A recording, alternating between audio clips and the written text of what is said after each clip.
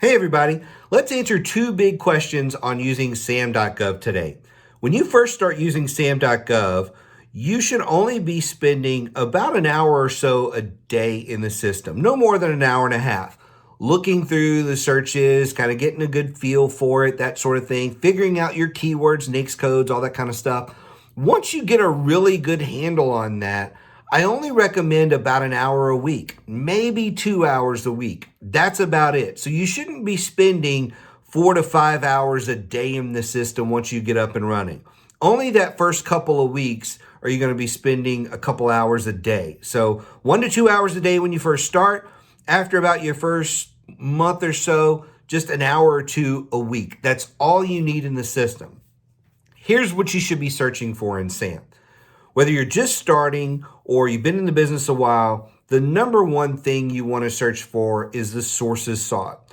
Sources sought, requests for information, those types of things, those are the most valuable initially because that's in the pre-acquisition phase. It gives you the most opportunity to still shape and ghost requirements into that opportunity. So that's what you should be looking for while you're in there. And about 60 to 70% of your time should be focused on the sources sought type of things.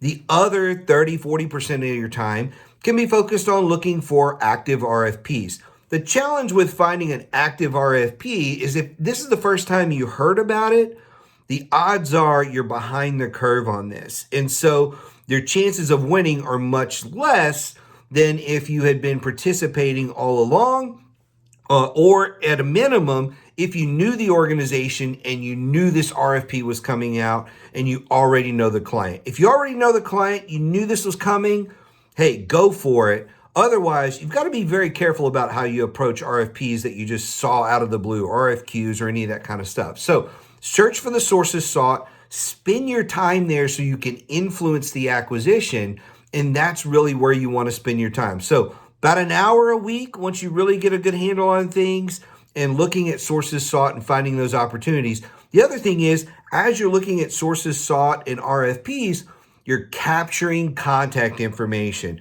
contracting officers' names, email addresses, organizations, all that kind of stuff, and building your database with it. Those are the types of activities you should be doing with SAM.gov to get the most out of that system. If you have questions about that or anything else related to SAM.gov, just give me a call, shoot me an email, reach out to me here, whatever it may be. I'd love to talk to you about it. We'll see you next time.